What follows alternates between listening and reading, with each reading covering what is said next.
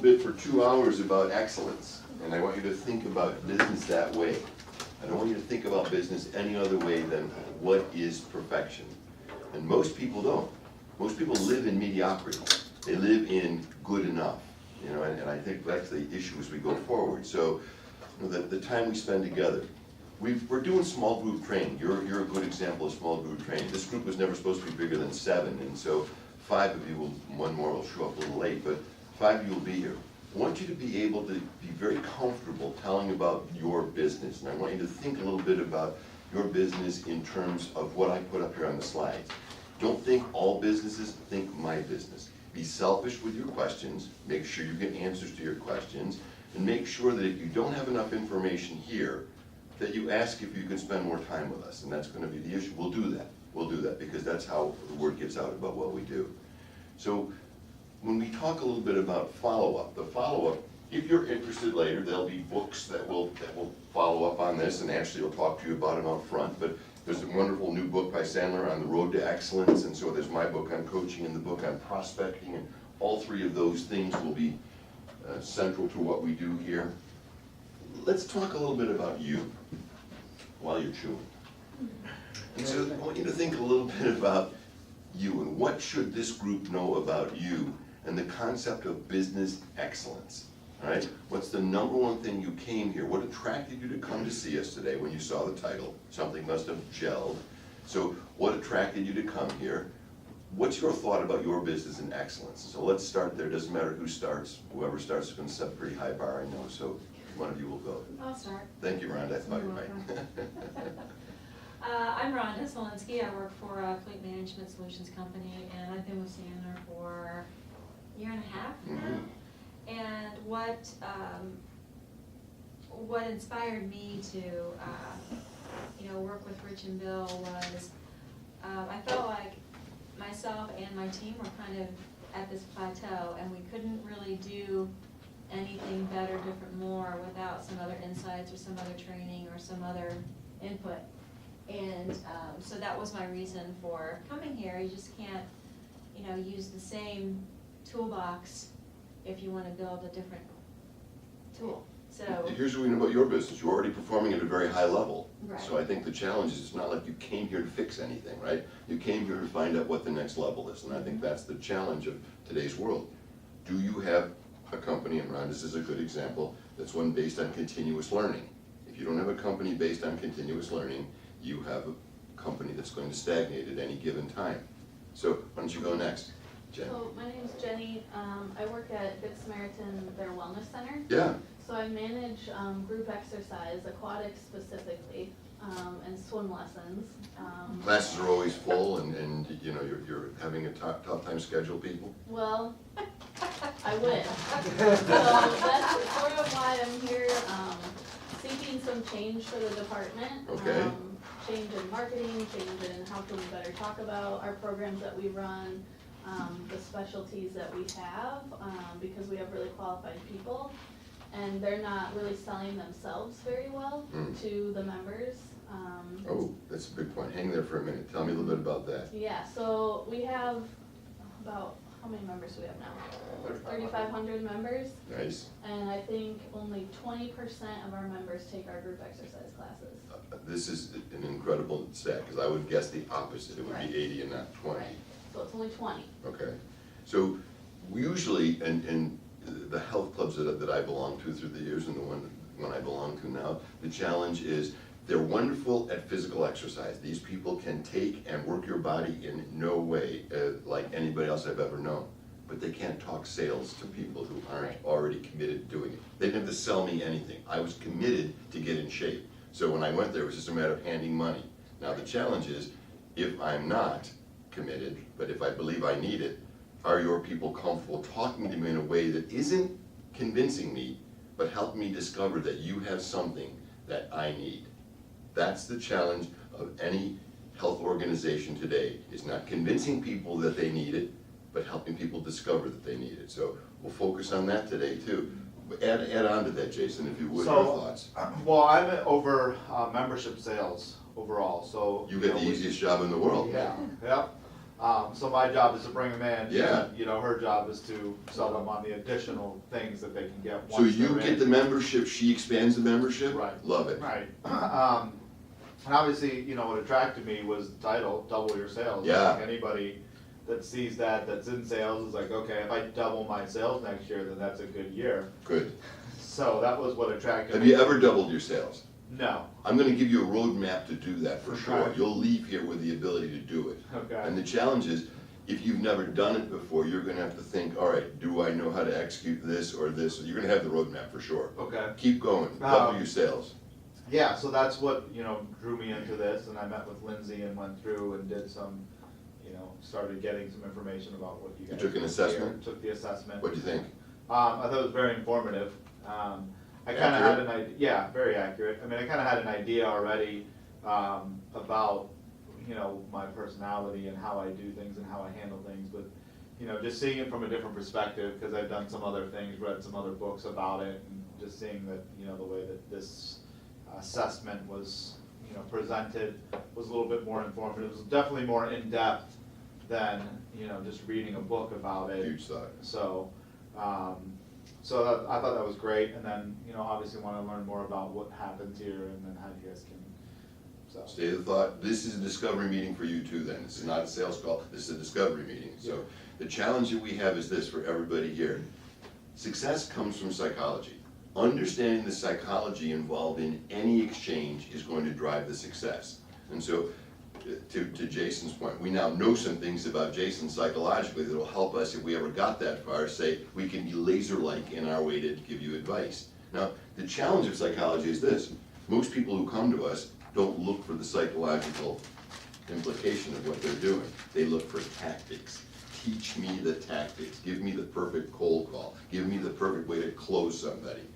And unless you have the right psychology behind that action, it's not gonna work. So the message that I'm giving you is for you to go back into your offices and look around you and ask yourself, how much do I know psychologically about the people that I work with or the people that I sell to? It's the number one question you should be asking yourself. What do I know psychologically about the people I work with or the people that I sell to? And work with could mean fellow managers, could mean fellow people who work for you or who are above you. Psychology is what's driving those relationships, and we'll spend some time on that. You know, there's a 4-pager in front of you here, and on the back of it, there's an item called hot sheet. If you're gonna do it on your own, still create a hot sheet. And the hot sheet are items that you're gonna want to commit to act on, or you're gonna want our help with. So just keep a list of those things in your hot sheet, if you would. John, tell me about you. My name is John Jinglenaut. I'm the president at RentalMax. Great We company. we have 8 locations in the Chicagoland area. We're a general equipment rental. We've been around since 1997. Business is strong. It is. We're on track, and now with, 4 weeks left, we're on track to have our best year yet. We just had our, Why would you come here then? You're having your best year. because I want to double my sales. I want 2019 to be my best year. But we have some very high goals. I was hired in April to replace a president that had been there for 21 years, and so. What's the challenge of that? The challenge is earning respect and trust from the people that have been there for a long time. Sure. That ties back into the psychology, of course. Sure. But then also it's, it is a new industry for me, and I look at our operations, especially from a sales standpoint, and I see opportunity for improvement.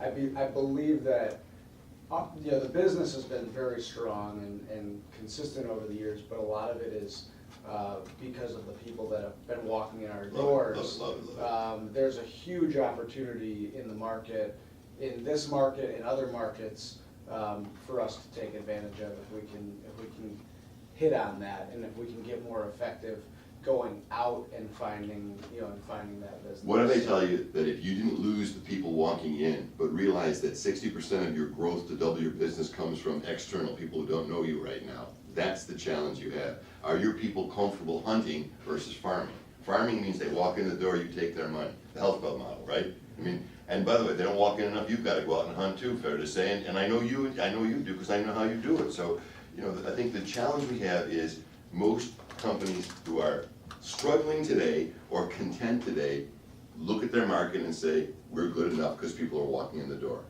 It's enough for me. But they never achieve their true potential. True potential happens when you look at a concept like double and ask yourself, I never even thought about that before. What would I have to do to double my business today?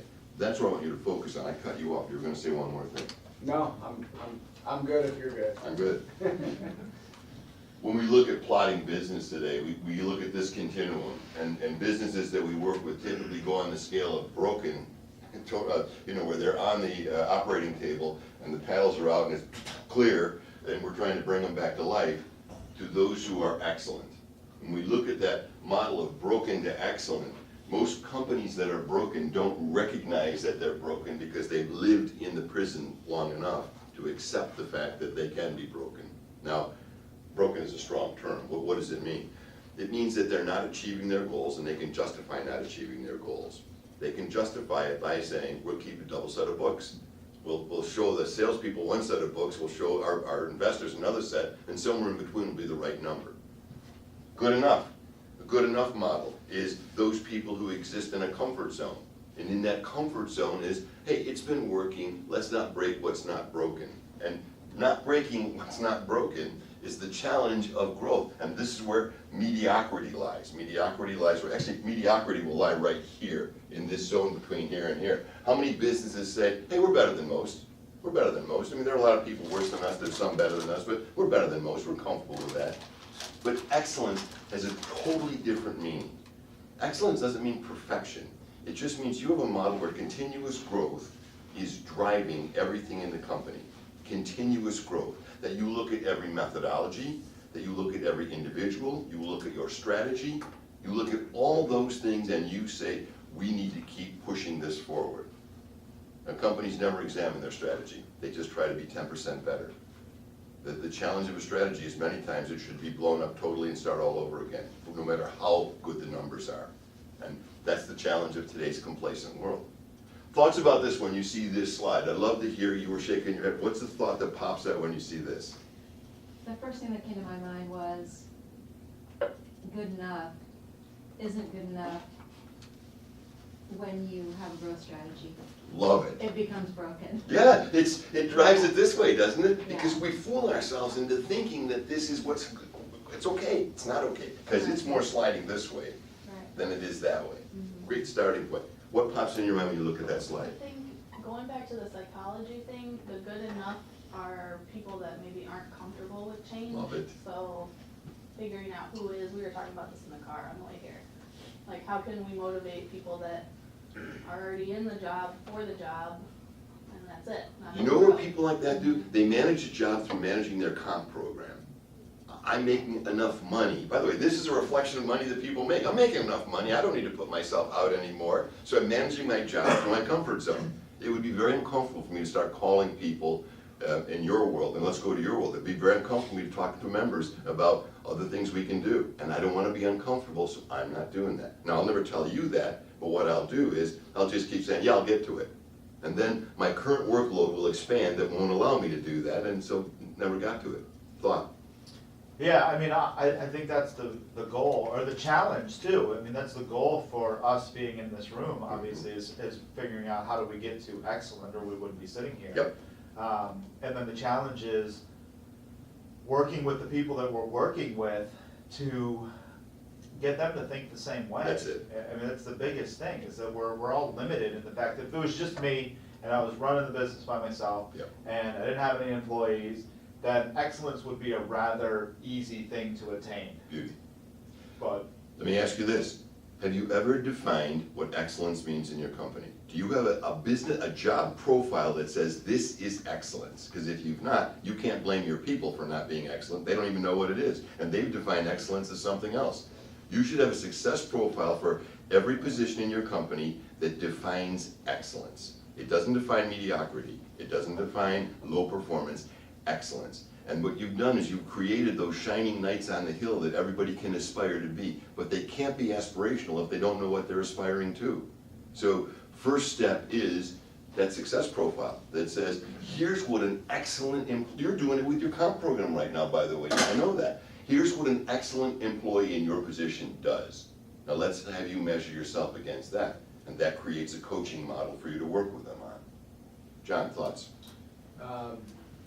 My first thought was, we're somewhere in between, and I don't know, I think that the, internally, the psychology has always been, as long as we're growing, we're doing our jobs and we're doing well and we're getting some sort of additional compensation for it. But I think and I'm only speaking from someone coming into the business new. It's okay.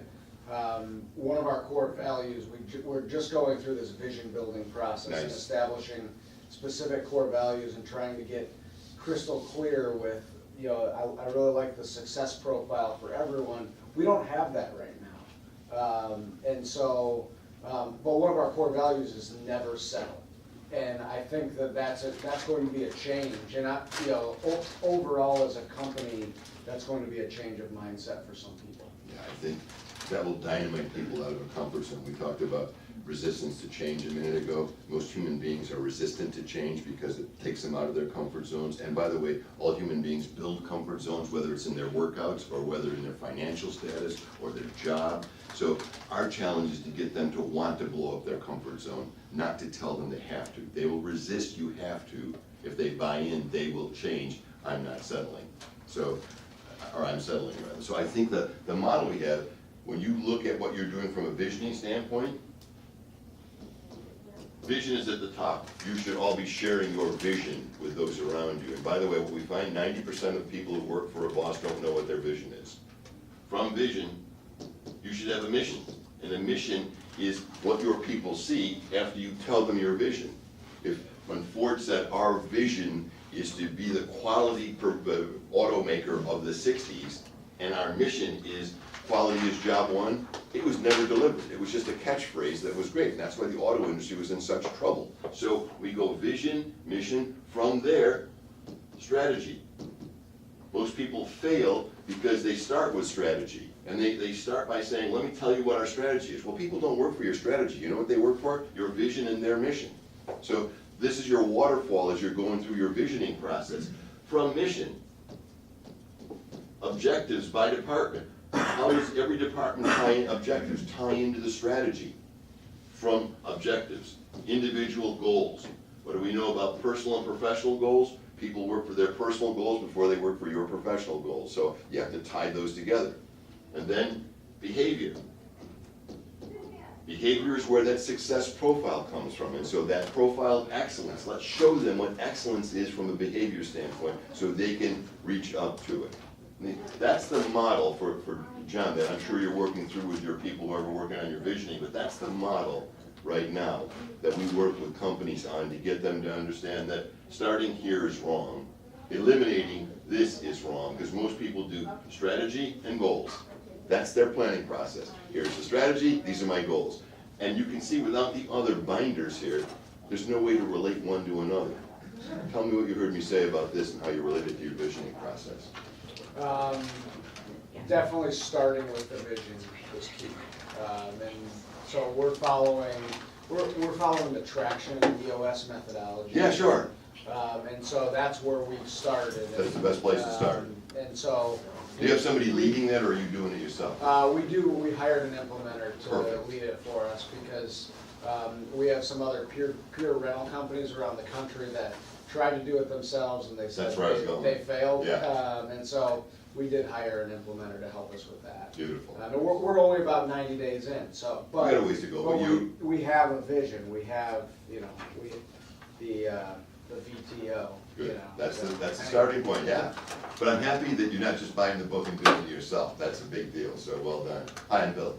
Hi, I'm Cynthia. Welcome, Cynthia, good to have Thank you you. here. Let's take a look at excellence through leadership blind spots. Here are the 13 leadership blind spots that I'm going to ask you to rate yourself on in a minute. Would you pass that to Jason? Thank you. Thank you. So, these are 13 leadership blind spots that prevent us from excellence. And each one of these, as I go through them, I want you to give yourself a rating on. 10 is high and 1 is low, and some number in between will probably be more accurate. Not having a process for hiring. Most people, their process for hiring is get resumes, match them to the job description and interview. That's not a process for hiring. Process for hiring is a template that you follow, and I'll give you an example in a minute, but it's a template that says, this is, I'll give you ours. We, one, have a 10-minute phone screen with anybody who's interviewing for a sales position here. In that 10-minute phone screen, that's all it is. We expect them to act as they would with a prospect on the phone. From that, we expect them to now, if they qualify, to come in for a face-to-face interview. From that face-to-face interview, we do a behavioral assessment on them. From that behavioral assessment, we learn some things and invite them back in for an interview with our top guy. Our top guy then passes them on. There are 8 steps in our interviewing process in our template. It's that sophisticated, and it's not designed to hire, it's designed to disqualify. Failure to us is a hire. We don't all go in looking at falling in love with people and saying, let's move them through the template so we can hire them. So your challenge is, do you have a defined hiring process? Not just gather resumes, job description, and interview. That's not a process. So give yourself a score there if you would. Here's number 2, So, Adam, please. so when you're saying not having a process, and I know this is just, I don't understand if 10 means that we're really good at not having it. Do the reverse where there's a negative. Okay. Do, 1 would So be if like success. we're really bad at this, it would be low. Yeah. Okay. Yeah. Sorry. No, that's okay. Don't ask the question. Ask the question. That's my mistake for not explaining it better. So, are you comfortable with that? Yeah. All right. Yeah. Improperly onboarding salespeople, or people in general. Let's do people in general. How many times do we hire someone and we give them their bag, we set them at their desk, and we tell them to either stop working or to start performing their function? Because we hired them supposedly because they know what to do. You should have a 30, 60, 90 onboarding process. 30 days, they should be in learn mode. The next 30 days, they should be in execute mode. The third 30 days, they should be in results mode. 30, 60, 90 is lather, rinse, repeat. At the end of that, if you're missing something, repeat the process all over again. So you should have at least a 90-day onboarding process. If you do this well, give yourself a high number. If you don't do it well, give yourself a low number. Onboarding is the key. By the way, here's why we know it's the key. Because when you hire someone, they make a decision on whether your company lives up to what you interviewed them for. And most people don't. When they show up, it has nothing to do with the interview they had, and all of a sudden the company is different. What does that tell you? The resume's still on the street, and 20 days later they'll be gone. The average employee who comes to you that you hire that doesn't see the embodiment of what they heard in the interview, keeps their resume out there, and between 20 and 45 days they've moved on. So you have a challenge in 90 days to get them baked into the company. Failing to tie corporate goals to personal goals. People work for their personal goals before they work for their corporate goals. And what we find with managers, most managers have no clue what the personal goals are of the people who work for them because they consider that invasive or intrusive. They want you to know. They want you to help them achieve their personal goals by linking them to your professional goals. But we don't do it. And so what happens is they always work for their personal goals and separate it from the corporate structure. And that's where managing their comp program or deciding what they're comfortable doing or not comfortable doing comes into play.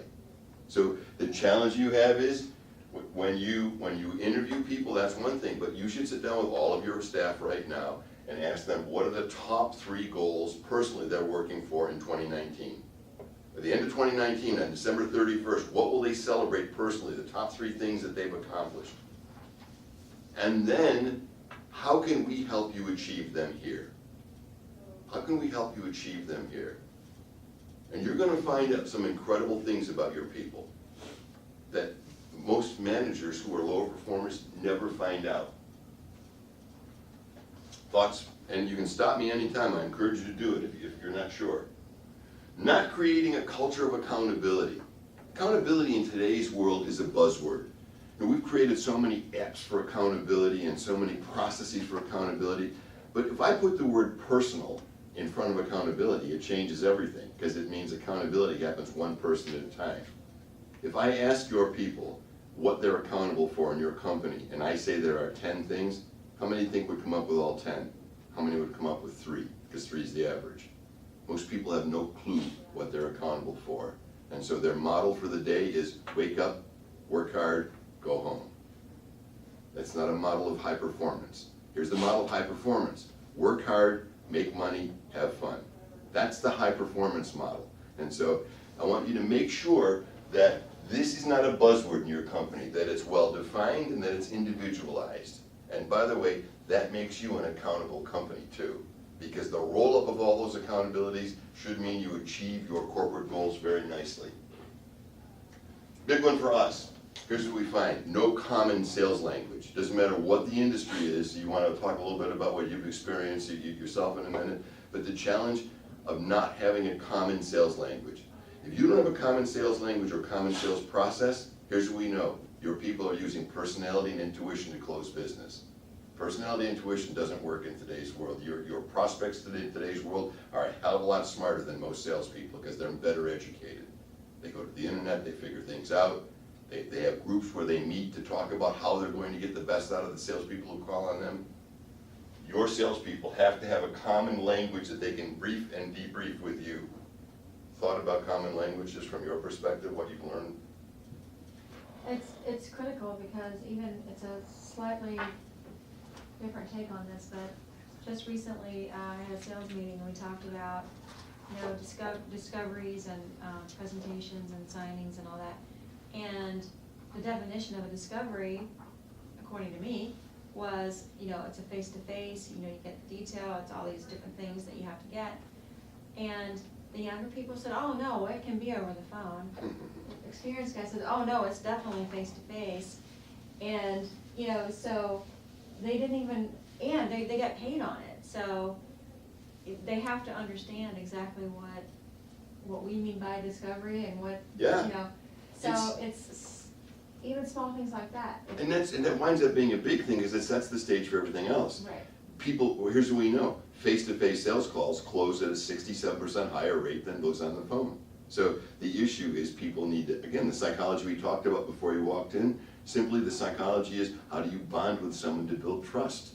So if you don't have a defined language and process, your people will struggle and they'll make it up as they go, which means they will not grow. Without a common language and process, your people can't grow because they're always looking for, again, ways to connect personally and a common ways to work on their intuitive process. Well, can I just share one Yeah, thing? you should. Because of the different definitions that each of my sales team had about what a discovery meeting was, one of my less experienced salespeople spoke up and said, well, the 2 customers that I signed this year, I did over the phone. And she didn't really understand that she was absolutely proving my point. Yeah, exactly. By saying that, so it was. It's funny, the defending of the castle is done with the wrong tools, right? I mean, That's right, that's right. Thoughts, anybody, about what we've hit so far, what you've heard in the first 5? John, you've got a puzzled look, what have I done here? Oh, you made me think, That was the goal. I think that as leaders, it's easy to fall back on, oh, well, I get it, I know what I want. Perfect. But we're not very good at communicating to the people that we're expecting to actually go out and do it. Yeah. And so that's something that, I would put myself in that camp. I need to learn how to do that better. Good man. You know what we also do? We think if I were in that position, no one would have to tell me what to do, I'd be doing it, right? Because we know we're high performers, and so we assume that they're the same as us, and they're good people, but they're not there yet. It's not a judgment of good or bad, they're just not there yet. So add that to the point you said, and you have good enlightenment. Not focusing on lead generation. 60% of your people's lives should be focused on generating new business, and 40% not losing the existing business they have. 60%, whether it's talking to members about expanding, 60% of all conversations have to be expansion-based, and not sales conversations, but just perspective conversations. And we'll talk a little bit about what that means. Here's a big one. Not capturing best practices, and I will add success stories to that. Best practices and success stories are how your people learn from their peer group. And we allow them to work in silos. Everybody is traveling, everybody's going 1,000 miles an hour, we communicate electronically, but do we take the time to formally share best practices so we have a learning culture? or success stories, so that one group can learn from another group. And you know, if you have an intranet site, you should have a portal on there that's best practices and success stories. Your people can go to and download some so that others can go there and look at them. Make it labor-free, but find a capture device for it. Over here, failing to train and coach management staff. You know, whenever we start in a company, our challenge is always not to start with the salespeople or the lower people, to start with the managers. They get buy-in from the managers. And again, we have great examples of how that's worked and not worked. When I trained larger companies before and we started at sales level, the managers never bought in, so the managers killed the program about 6 months in. But now, we start at manager level. And starting at manager level says if we can get these people all rowing in the same direction, they'll be this wonderful management force that drives the training down and won't accept mediocrity. So for your people, making sure that your management team is skilled and not relying on outdated skills, and make sure they have the ability to coach.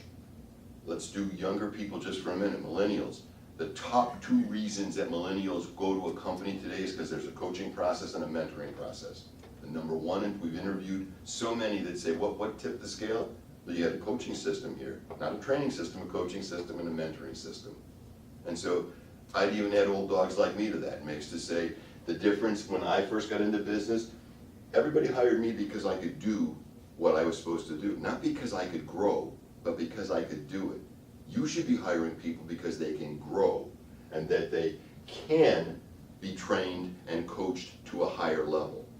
If you look at everybody in your company, looking at them through the 60 to 80% rule, hire people who bring 80% of the success behaviors to the party and let them grow the other 20%. If you hire people who bring 60%, they're going to be projects. You better be able to spend time with them. Not building a bench. You should have bench strength. Bench strength means you never know when people are going to leave in today's world. There was a time where there were gold watches issued for staying a long time, and now in today's world, the average employee leaves every 18 months. And so you have to think, if you've not made that curve, if your people have stayed longer, good for you, but it will bite you at a certain point. So making sure that you build bench strength. We're working in the logistics industry with a company right now who has created their next level of managers with nothing for them to manage. They just want them to grow to the point where they could. And by the way, if their managers are still performing up here, they'll build another division for them. That's how strong they believe in it. So just think about making sure that you have a grooming process, even for salespeople. Not knowing how to coach. I have a model that I like, but there are a lot of coaching models out there of how to get the most out of your people. And coaching is not training. The difference is this. Coaching is empowering your people to better use the skills they already have. It's not teaching them new skills. And most managers fail because they confuse coaching and training. Not sharing your vision, we talked about. Fostering a culture of learned helplessness. Learned helplessness. How many times when a staff member goes to a manager and says, I don't know how to do this, does your manager say, well, let me do it for you, it's easier? And so your managers keep doing for people the same stuff that they should be doing, and so we've created learned helplessness in the people below them. We don't say the key coaching phrase that all managers should have in their back pocket. How would you solve this if I weren't here? It's the best coaching question you can ask anybody who comes to you with a problem. And whether they have the answer or not, you force them to think strategically about the issue. And then the last thought is no methodologies and systems.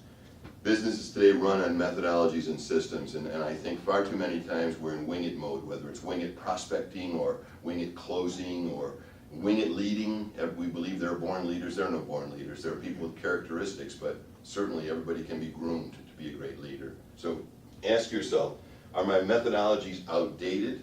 Are they current? Are they progressive? Are they stagnant? These are the things that rob us of excellence. These are the things that rob us of excellence.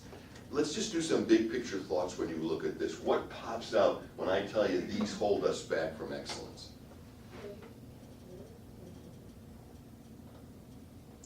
Well, for me, I've got more blind spots than I realized. Most do. Thank you for saying it, but most do.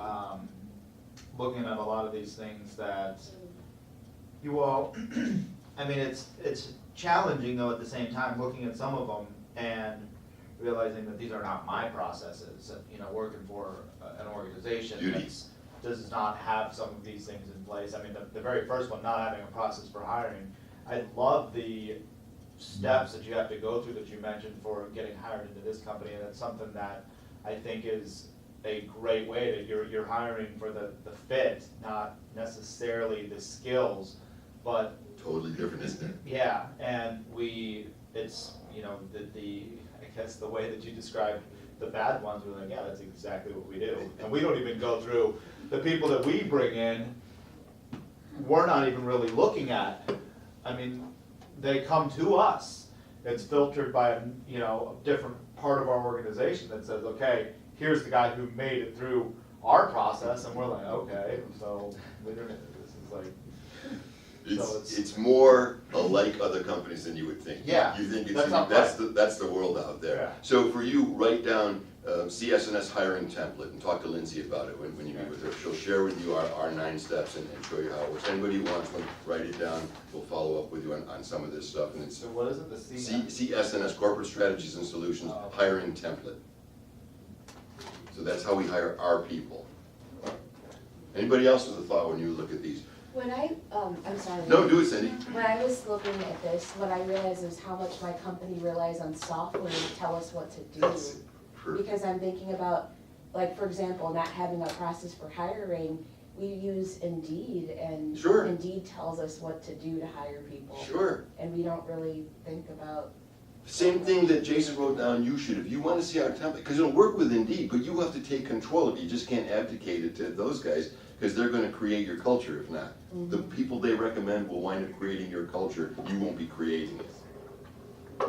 That's the difference in relying on any of those wonderful app-based programs out there. It doesn't matter what they are, they create your culture by who they send you. You have to have the success profile, and I'll show you the search model in a minute. Things like that that say you're in charge of your culture. Other thoughts? I think some things for me is like all the coaching and things that are blind spots for me comes down to time. Yeah. Because all the people that I manage, they're coming in, they teach a class, they leave, they go to another facility, teach a class. So how do I like build a vision that they sense? Beauty. So that I'm not always having to talk to them when they're running out of the building. They don't see a reason to change. That's why they don't. If they saw a reason to change, that there was something in it for them, they'd be hounding you as opposed to you hounding them. So you need to think, going back to what I had up there about vision, how can I share things that they can buy into because it's meaningful to them, not tell them because it's meaningful to me. That's a coaching conversation for them that's called a buy-in conversation, and you and I can chat about that offline if you want. But it changes everything in your world, especially because these are hired guns. And if you allow them to keep coming and going the way they are, you never have a culture, you just have them passing through the night. So our challenge will be, what does the conversation sound like that makes them say, I'm gonna invest an hour with Jenny because she's got something that I'll benefit from, versus she's gonna win, I don't have the time, I'll see you. Anybody else? They're all doable. Yeah. You know, I mean, collectively, you're in sorry shape if you're, you know, toward the lower end in all these areas, but, you know, many of them can start with me, Mm-hmm. you know, It's not. so when you look at it, it's like, okay, yeah, I mean, it's Yeah, not hard. But it's not hard. You know what it is? Organizing it. I think I'll bet you all of you do snippets of all of these. I have no doubt, and you do them well. But if I say to these that all these together make excellence, then it's a different picture. Then it's a matter of how do I create a plan where now all these are at least in the 7 to 10 range when I have my scale, not some of them 3, some of them 5, and so on. We look at leadership. This is our leadership model. We look at business development and doubling your business. This is a time percentage, how you should spend your time. 45% of your life should be spent in supervision mode, making sure that there are metrics for quotas, that there is an interpretation of data, that you evaluate performance. Supervision is not thumbs down telling people what to do. It's creating a performance model that is clear. And if you create a performance model that's clear, that's the success profile and things like that, you now have your first step. It's half of your life. not telling people what to do, but using data to create performance. Most of your people don't know, we're living in a world of big data, most of your people don't have any data except what's in front of them, so they don't know what their data does to the company. 35% of a leader's life is spent in coaching mode. Coaching means supporting, motivating, facilitating growth, and giving skills an appreciation. Coaching skills is about coaching behavior. Skills put into action become behavior. Most people, when they do training, learn the skill. They never learn how to apply it, so it never becomes behavior. I can teach closing in here all day. I can teach cold calling in here all day as a skill, but it's not a behavior until they actually go out there and do it. That's what coaching helps them do, is to appreciate the need to execute the skill on a consistent basis. Training.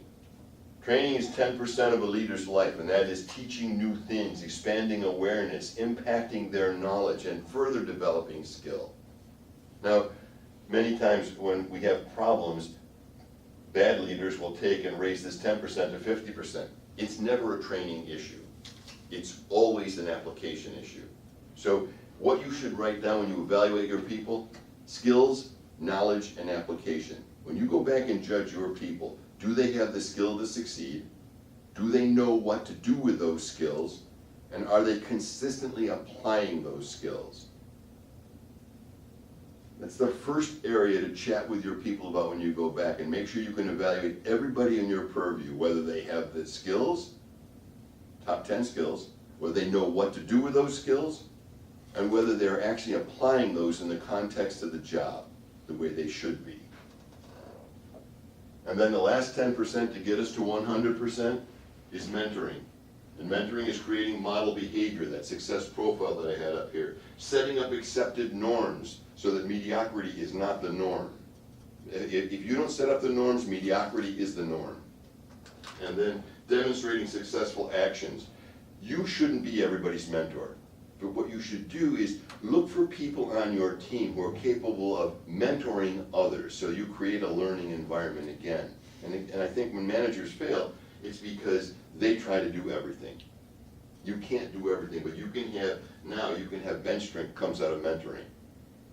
So this is a leadership model that, again, we're talking about doubling your business. Leaders who focus on this have a greater potential to get the most out of their people than those who typically spend 90% of their world in supervision and 10% in training. That's the broken model. Do yourself a favor. How much time do you spend in each one of these areas? Write it down for yourself. I won't ask you what the numbers are, but write the percentages of time you spend in each of those areas. Make it add up to 100.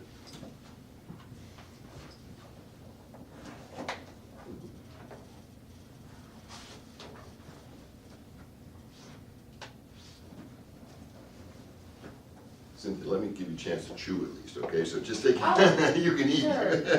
Thank you. I'm not gonna call it, you'll say something when you want to, but take your time, enjoy your lunch. Sure, thank you. So when you look at your percentages, something will jump out to you that's gonna be important, that should be a focus under the heading doubling your business. Anybody wanna share a thought? What is an area of focus that if you focus in that area, you get more out of your people's performance? Coaching. Tell me about that.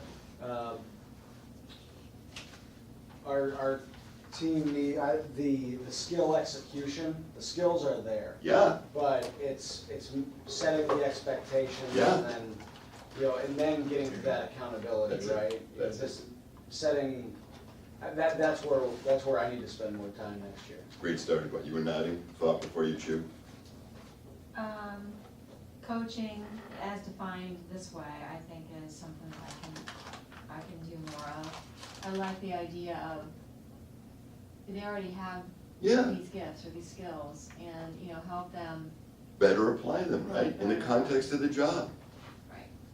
No company hires unskilled people, so you're gonna have people that have high skill sets, but the breakdown happens after that. Do they know what to do with them, and are they applying them? And if they're not, you don't go into supervision mode, you go into coaching mode to help them better apply them, because you never know why they're stuck. There's probably a pebble somewhere in the machine that coaching will pull out to get the machine to run again.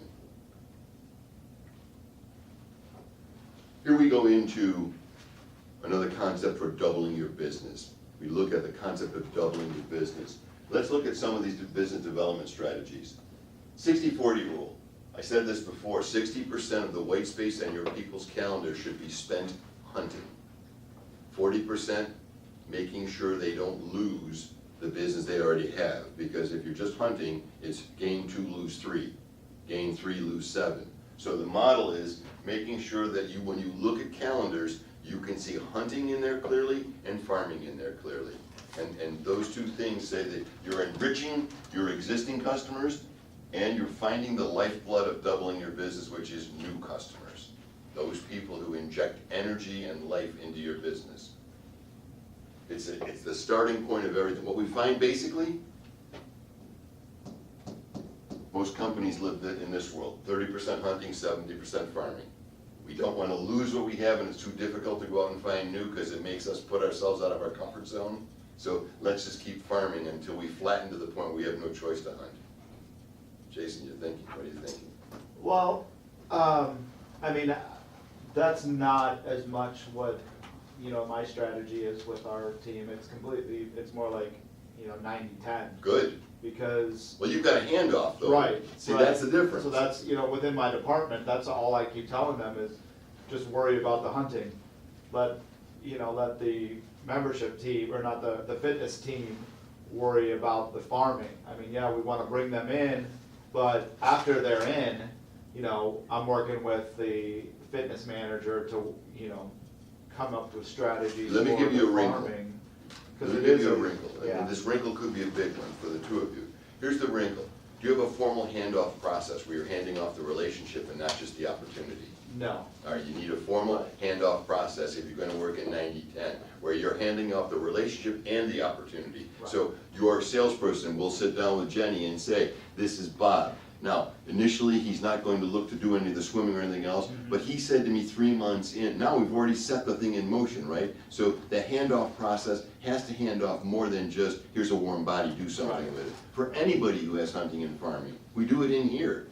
So, you know, I think the issue is, we find out when the model is that big, there typically is a gap in the handoff. yeah, And- we recognize that gap this year. Good, And we're coming up with strategies now to, you know, close that gap. Good. I mean, because we realize that that's where, one of the things is that, yeah, we're bringing people in and then we're losing them later. How do we keep the people that we already have? We can bring in, you know, as much as we want. But Sure. if we're losing just the same numbers, in the end, it doesn't help. in your world, they're happiest in the world when they sign up. Mhm. But unless something happens to impact that, they become dissatisfied over time until they eventually drift off and keep making payments but don't show up anymore, Right. until they decide not to make payments. So I think the model for you, whenever you hire anybody, the model is, that's the happiest time. You wanna let that dip a little bit, but you never want it to take that downward spatial disorientation and fly her into the ground. You wanna catch it with something.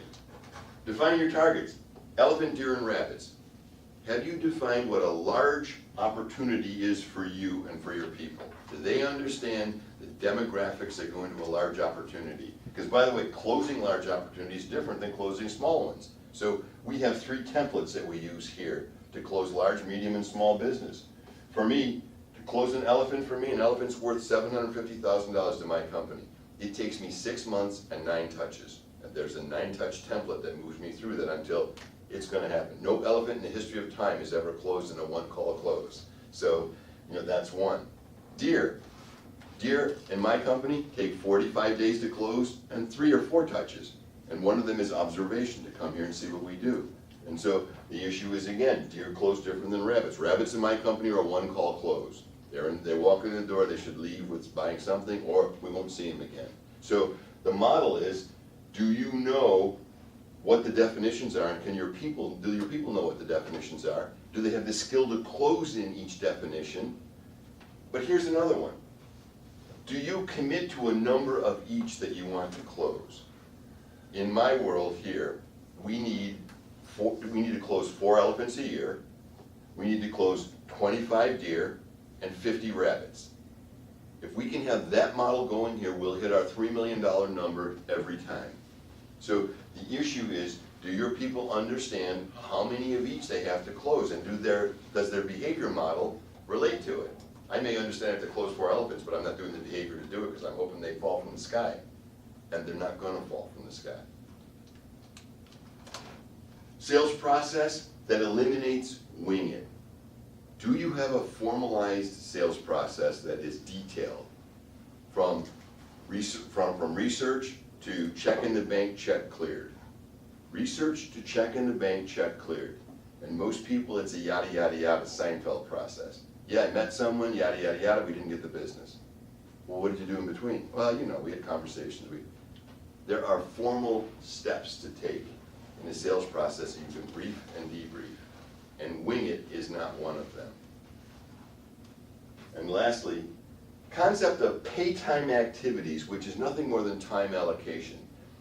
You should have behavior that your people are responsible for plugged into their calendar in time blocks. If they're committing to X amount of prospecting, you should see a time block that says how they're going to prospect for that period of time. Making presentations or proposals, time blocks. And so everything that your people, we call it a cookbook. If you want to know what it is, it's a cookbook. And Rhonda, you're familiar with that. And so the issue of cookbook is it's a recipe for success. All the elements that go into achieving a number go in there, and that makes success predictable. These are the sales issues that go along with doubling your business. Thoughts from anybody? No right or wrong, just curiosity even. I'm curious more about the pay time activity. For you, Cynthia, I want you to think of your people. They get paid certain hours a day. Now, I'll give you use my company as an example. Pay time activities for my company begin at 7:30 and end at 5:30, which means those are the typical hours that my people can make money at doing their job. And so within that, they should be doing things that make them money, which are selling and servicing. They shouldn't be putting proposals together. They shouldn't be rearranging their apps on their computer. They shouldn't be worried about their calendar, whether it's syncing or not. They should be laser-like in the area of selling and servicing. And servicing doesn't mean just delivering a message, it means getting referrals along the way from your clients too. So you have to define pay time first, and second, you have to define what are all the pay time activities that your people should be doing within pay time. I'll give you something that blew me away. Because people don't do that, they waste 40% of their day. 40% of their day is in non-productive behavior, because this isn't in place. And by the way, they don't see it as non-productive behavior, they see it as work expanding to fill the time. So you want to, here's the model for this. You want to use this to double your business? Reduce that by 10%. Reduce non-productive time in pay time hours by 10% to 30. You are on the trail to doubling your business if you spend it with this group. So take the 10% and make sure that people are where they can make money. Thought? We have a lot of work to do, you know, having at Rental Max with our sales process and just defining it. We have two salespeople that have two totally different approaches. Yeah. There's too much autonomy to what they're doing and too little Sure. there aren't expectations set. They build their own little world, and I don't know your people, so I can say this, but salespeople are great at building their own little world of what they're willing to do, what they're not willing to do, what they can, if they can. Cynthia, did you get your answer here? Yes, I did, thank you. And so just make sure that I don't just get distracted and not give you what you want. I got it, thank you. But that's it. Unless you're in charge, you're the culture police. Unless you're setting up sales culture, they will set up sales culture. And once they do, the Indians are running the fort. I have a question about tracking success. How much ownership do you give over your sales team for tracking their own success? If they're out bringing in new business, in our case, they're out meeting with potential customers, current customers, but then most of the orders are being closed at our stores. Mhm. So the salespeople aren't closing the orders themselves, how much ownership do you put on them to? How much are they compensated for what they do? Are they compensated for hunting and just handing off, so it's closed back here? Are they? That's where we're going. That's why your question comes up, then now your question is clear. You just redid the whole thing based on that thought, and you might wanna weigh in on that, whatever you can. But the challenge is, what happens is if that's not clear, they shouldn't be tracking anything, you should be tracking everything, because you're not gonna want good opportunity, bad opportunity to be passed on, because they're gonna get credit for everything they pass on, whether it's qualified or not. So for those people, when you go to that model, you have to have a qualification model that says, this is what a qualified lead looks like, this is how it's handed off back there, and so it should close at an 85% rate when I hand it off. Okay. Go back and track the closing rate, that'll tell you, and if it's not around 75, 85%, you got a flaw in what's going on at the front end.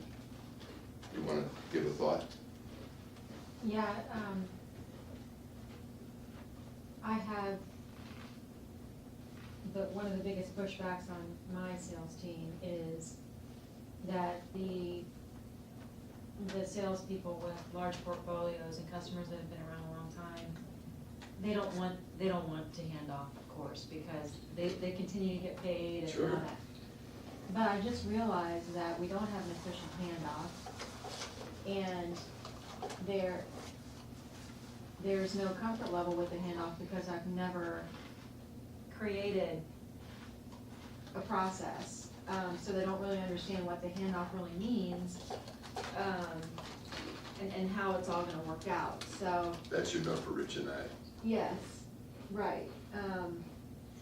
And honestly, we've been working on this change for over a year now, and for me not to have known that until this very day, it's kind of, there's just so many tentacles to an excellent Sure. sales team. I mean, and this is one of them, because now our compensation has some of those behaviors, John, that you were talking about, some of the upfront behaviors that drive the sale, and then, which is a problem for them, of course, and, the handoff is a big part of it, because we want them to hunt 60% and manage 40%.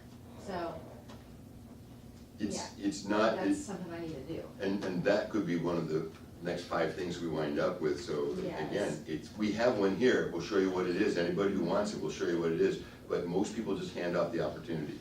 It's the relationship and the opportunity that have to be handed off, and so it requires certain data to be passed forward.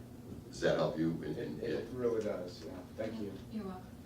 When you start looking at doubling your business, it's nice if you take a look at opportunity and put it into certain buckets. And so I'm gonna give you this because I think this is important for you. We will pass those down. 4 areas that you have to be able to define when you start looking at your business. The area of keep.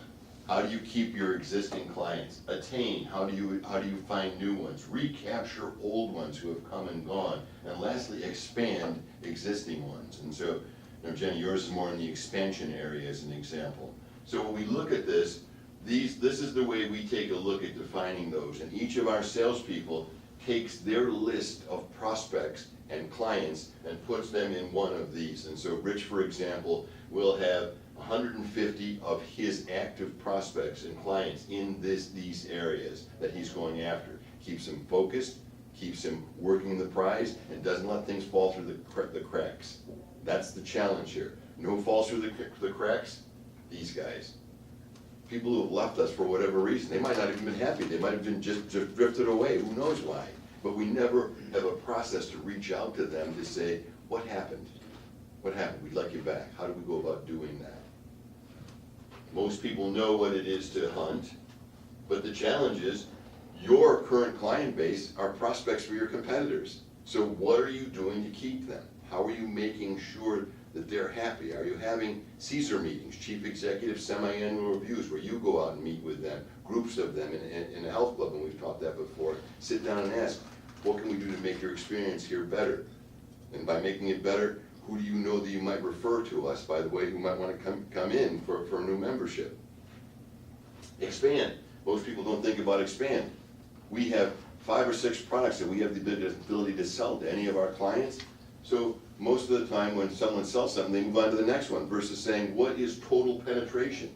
Are we selling them the high profitability things? Are we working with them so that we're their full cycle, full service, full cycle supplier? And what we find is this, many times, and we learn this the hard way, your clients are going to other people for services you can provide, they just don't know you can provide them. And that's a big deal. So first I would define what are all the services we have, including consulting, all the services we have that we can monetize, and then take a look at all of the people who work with you and ask, where should they go here, and how do we work with them in the field that they're in? Thoughts about this? This is worth $1 million to my company every year, just by doing this exercise. And we do it in November of the previous year, we do it again at the 6-month mark to see what's changed. In terms of services, we can't assume anything. Nope. We can't, we should assume they don't know. That.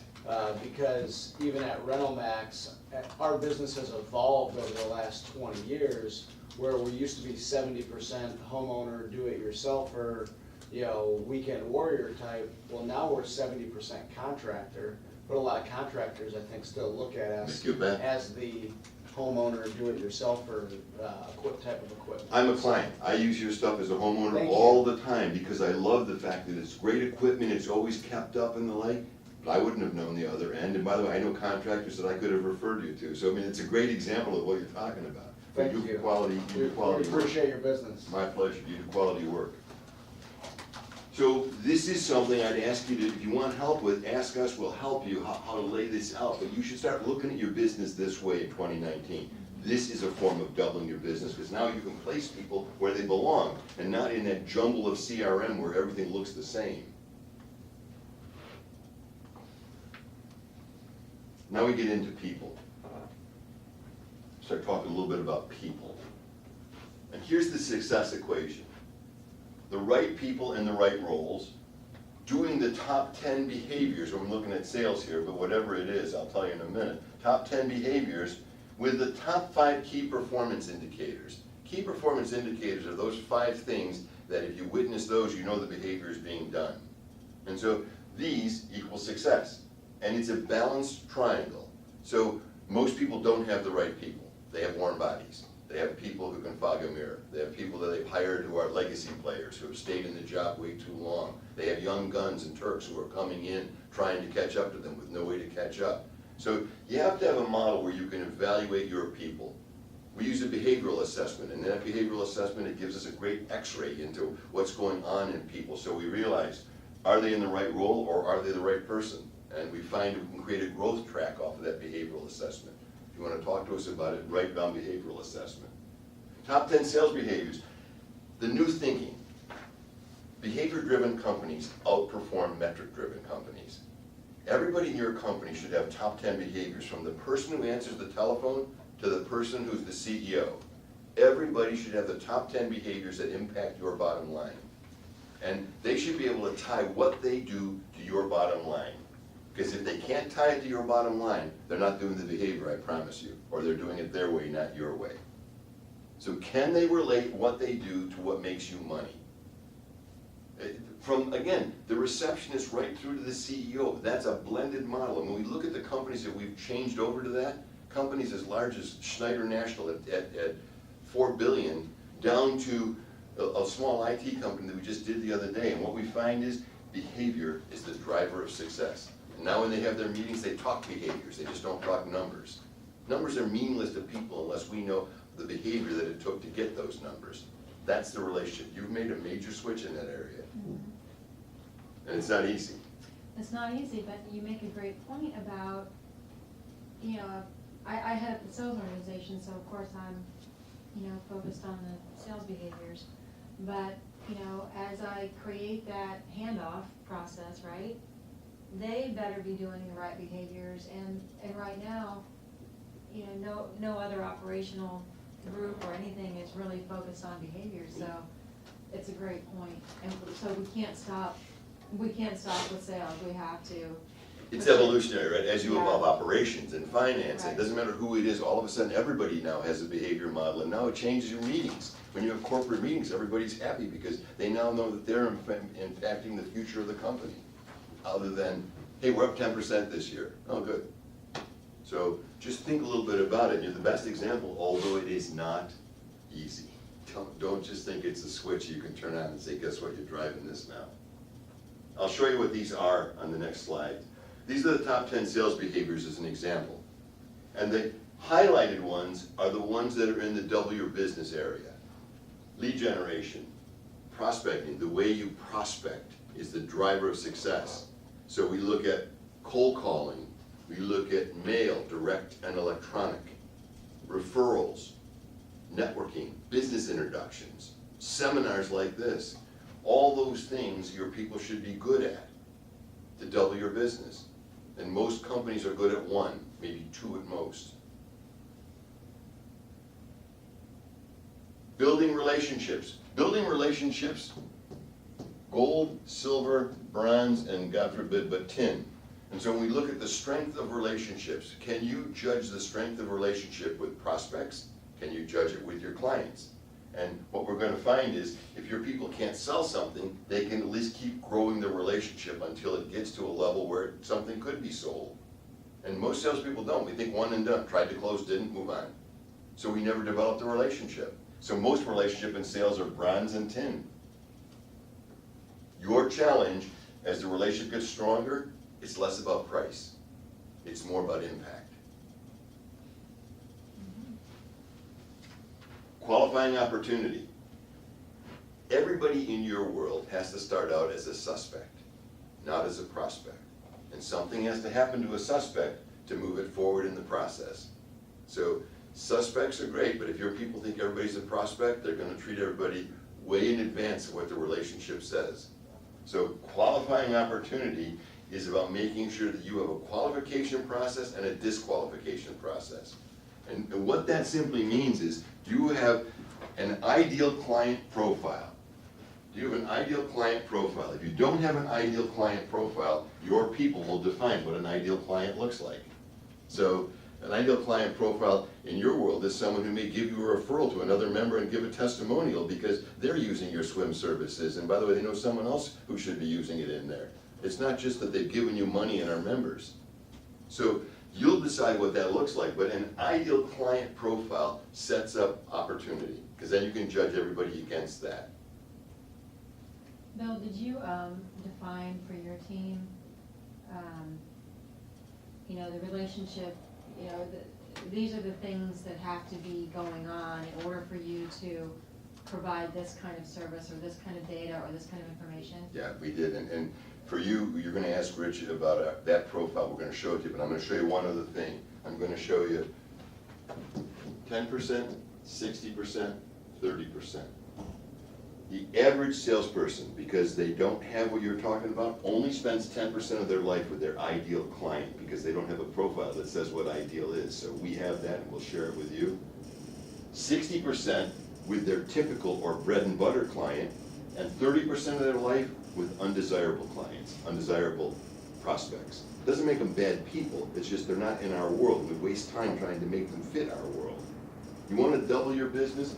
Cut this down to 20 and spend 20% of your life with your ideal client profile, but you can't do it unless you define it.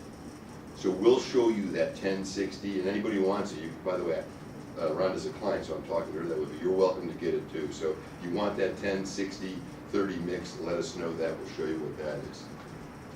So ask yourself, how much time do your salespeople spend with your ideal client or ideal prospect? How much time do they spend with your bread and butter?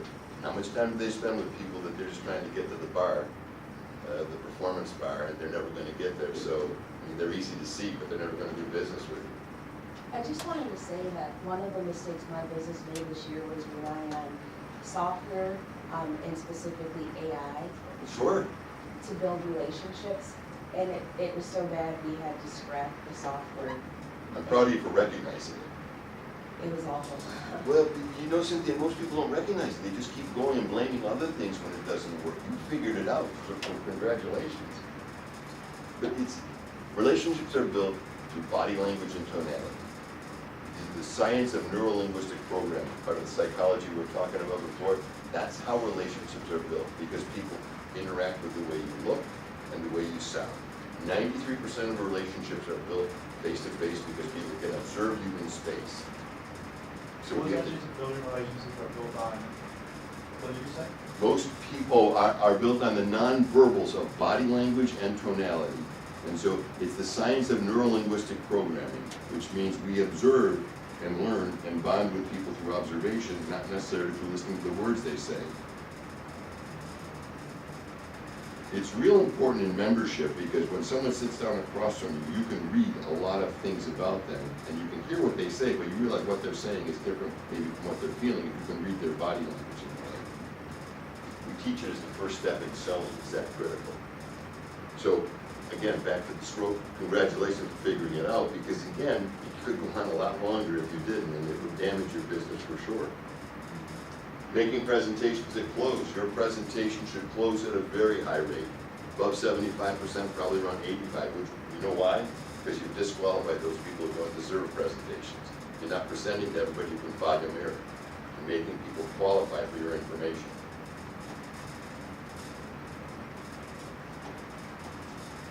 Servicing customers is important. It's not a W business one, but you have to be able to service your customers. Account management happens in that care model where you're managing the growth and expanding the opportunity. Territory development happens when your people understand it's not just low-hanging fruit, but they should really look at developing either a class of trade or a geography or something. And now we get into another W business, building a cookbook. I said to you earlier, a cookbook is key. Cookbook is the top 10 behaviors plugged into a calendar, so you can see that these things are being executed. And I want you to think about it this way. When you start cooking, you open an app, you look at a recipe, you follow that recipe exactly. And it tastes good. It tastes the way the recipe says it should. But over time, we become chefs. We now don't follow a recipe. We throw a little bit of this in, a little bit of that in, a little bit of this in. And it tastes different. It may be better, maybe worse. But then we keep tinkering. Pretty soon we're away from the original recipe, and what we have is something that we may like or dislike, but it's not where we started. That's what prospecting is like. A cookbook says, in your calendar, specifically, it should be 10 of these, 5 of these, 4 of these. So, my people, 25 dials in the course of a week that are cold calls. 5 dials that are warm calls, which means something has set that on the tee for us. Next, my people go to 2 networking events a week. My people make 1 referral for a client a week. My people do 1 business introduction a week. That's their cookbook. Every week that they're doing those things, I know they're going to hit their number. When those numbers are off, they become chefs. I know it's not going to come out tasting like I thought it should. So I want you to think, do your people have a predictable cookbook that allows the recipe to continuously taste the same? Or is it a variable where, this week I think I'll do some of this. I'm not doing that this week, I don't feel like it. It has to be predictable. Continuous education, that's a learning organization. And the execution of a selling system, you have to have a defined selling system. It's the only way your people can grow. Then you can brief and debrief what they're doing. You can't brief and debrief intuition. Questions or thoughts about these? Because these are the ones that we customize for any company. These are ours, but again, inside sales, you may be doing something different. And so bottom line is, it's the same concept, so we would build it specific for you. Anything jump out as noteworthy or questionable?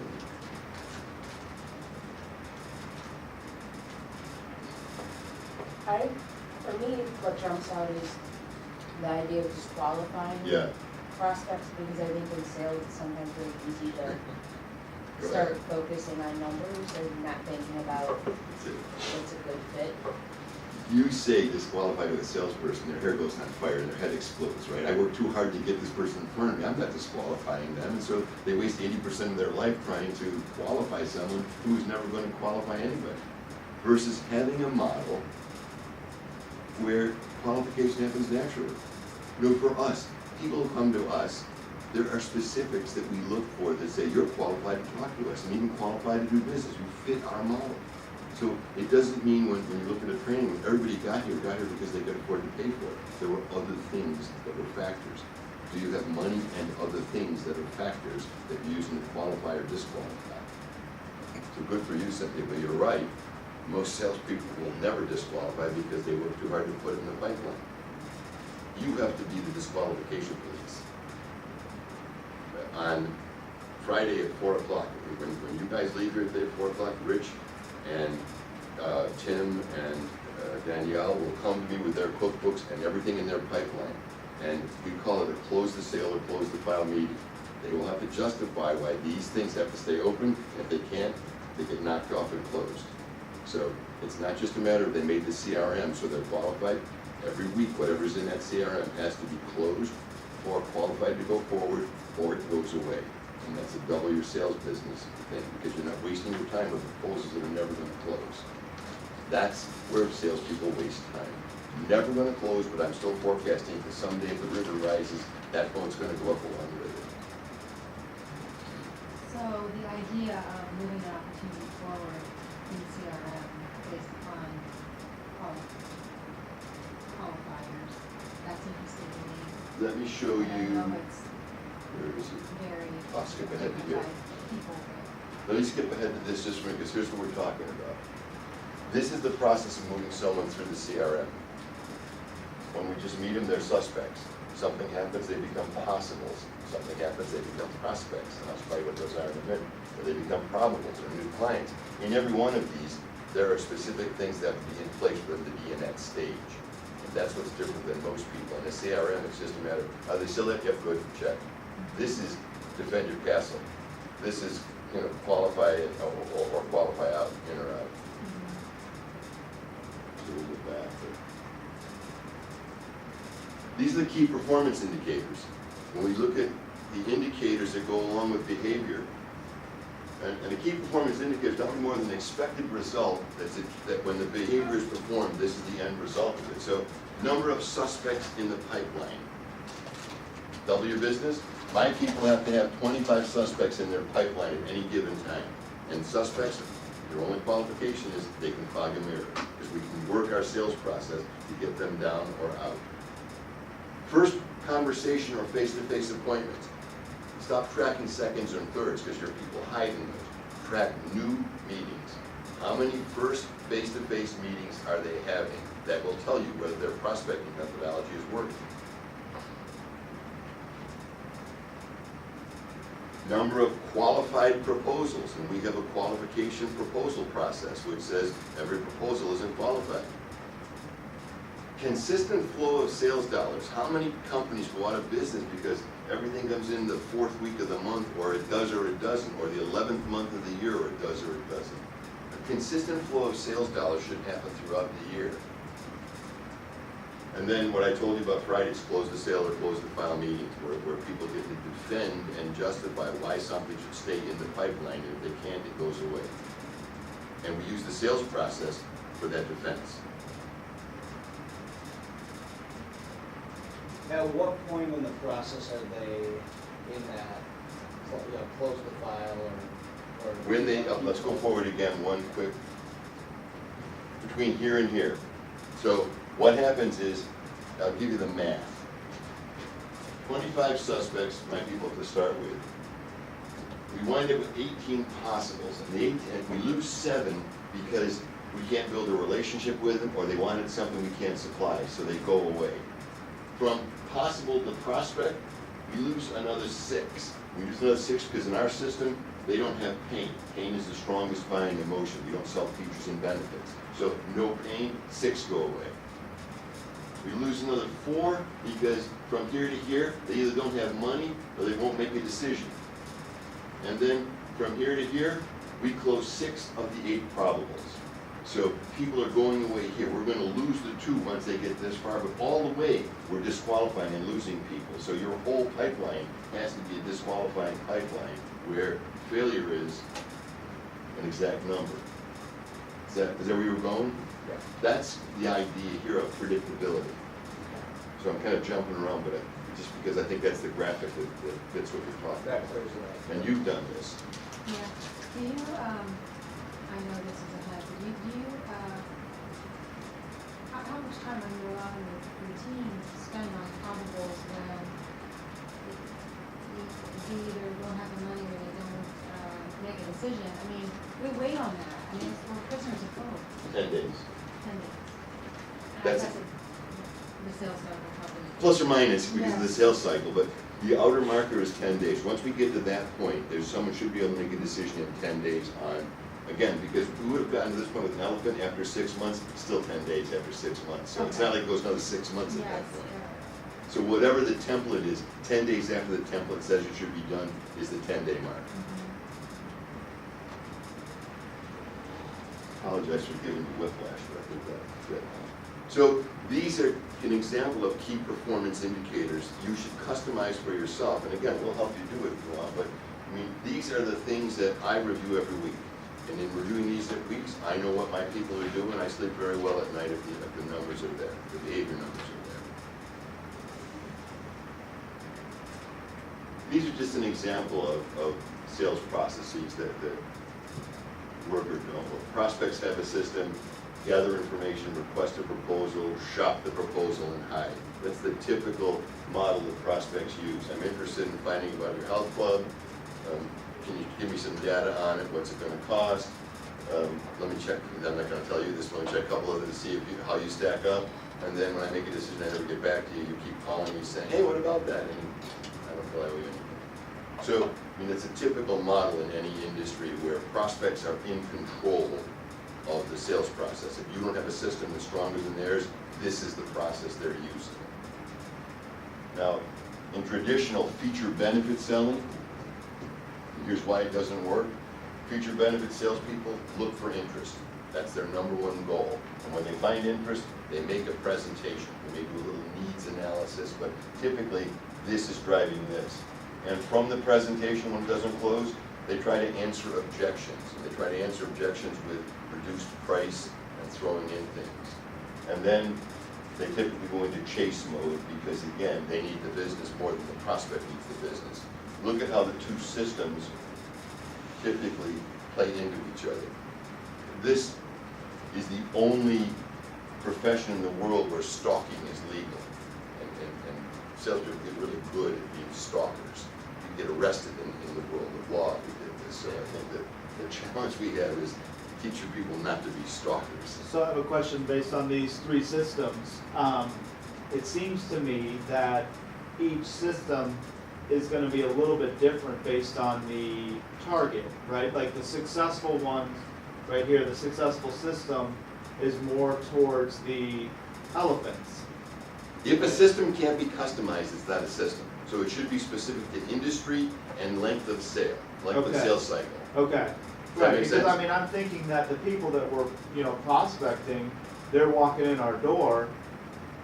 It's the strong relationship and the agenda and all of those things are, I mean, we're not, I don't know, I don't know how to, I don't want my salespeople to spend that time trying to build a strong relationship. Just, here's the information, But give them here's- what they're looking for. Here's what that means in your world, because we work in your world.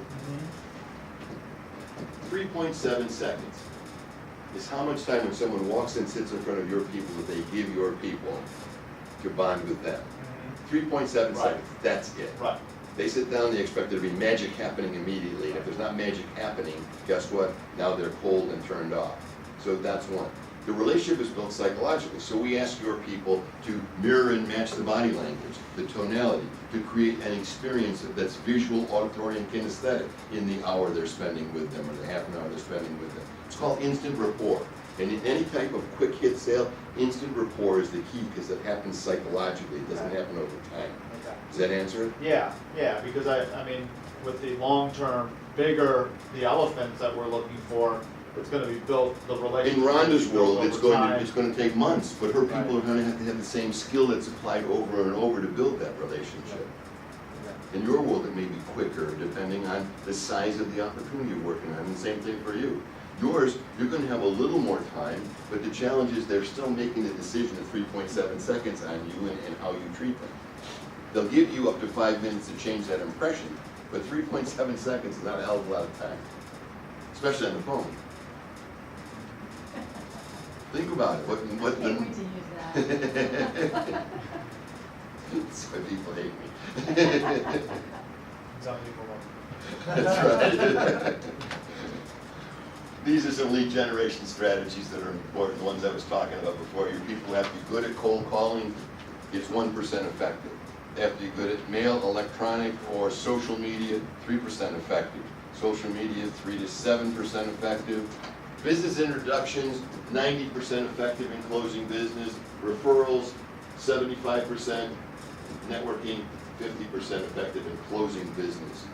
And so when you look at those, how many people are focused on the lower end versus the higher? And the closing rates over here are a heck of a lot different than on that side. So all of these should go into a cookbook, not just one of them. We should use a blending of all of them for a closing rate. Yep. It seems, for me, and I believe you still have other insights too. Yep. You have the cold calling, the emailing, all the, maybe not the cold calling and the social media, is really kind of my inside salespeople and Yeah. like lead generation and offering people. And this really is more the face-to-face, the actual salesperson and things. So I guess the complete, cookbook, is collaborative to a certain That's degree, what I look at right? it. Yep, that's the best way to look at it. This has to be hand in glove with this, and especially in an inside-outside world. All of these are gonna be important, so you gotta touch them all, but you have certain people doing these and certain people doing these. That's specific to their cookbook. If you're an outside salesperson, here's where we want you focused. You'll use this to set these up maybe, but this is where your focus is. What were the percentages you wrote down for cold calling, email, and social media? 1%, 3%, 3 to 7%. Oh, okay. You can call me doctor if you want. Somebody said to me in training the other day, you look like a stroke victim up there the way you write. Except mine That's is nice. I was not complimenting, so, sorry, 1%, 3%, 3 to 7%. And that's the percent that Of they're closing rate, yeah, ability to close off of that event. And then seminars, is it different than networking? It's 70%, 70. because again, they're seeing you face to face, they're interacting with you, they're feeling comfortable with you. But the problem with seminars, most of them are information dumps, Yeah. and people don't experience the process. Bill, can you define business introduction, what that means? I'm just trying to relate to. Once a week on a Friday, I typically call up a client and say to him, and we worked together for a long time, do you know anybody you'd like to invite to lunch with, the two of us that may be facing the same issues that I'm helping you overcome? I'll buy lunch, I'm not gonna try to sell them anything, I'll just solve some problems for them to see if the way I've solved those at lunch make them wanna talk to me further. So it's a direct triangle of me, the client, and the third party that the client knows. And typically what the client does is most of the talking, because they're satisfied with the service, so they're telling all the good reasons why they might consider working with us. That's why the close rate's so high. Okay. It's face-to-face, it's over some type of casual environment, coffee, lunch, dinner, something, but it's typically an environment where you may play golf with Jason. Jason may not have anything to do with me, but he may have a similar business, and since I'm helping you, the challenge would be, would you invite Jason and trust me enough not to try to close him or embarrass you, but just to provide another answering of questions so he could say, well, maybe I want to talk to Bill based on that, since he trusts you or you trust him. It's a direct link like that. That's why the closing rate is so high. Okay. And I go to all my clients and say that. Some of them can say no, and they're welcome to, but the ones who say yes typically are the ones I've over-serviced, and they want to pay me back for it. So, and there's always that if then. And you try to do, Thank you. and you try to do one a week? Yeah. Okay. Yeah, and it doesn't always work out, but that's my goal, is 4 a month. So if I break them down Fridays, it's usually a logical time for me to do that. Sometimes it's after a management class that I train here. So, it's just one of those things, it's regular rhythm. And I also have clients who say to me, after we've done it enough times, and I've been doing this 25 years, who say, hey, it's about time for our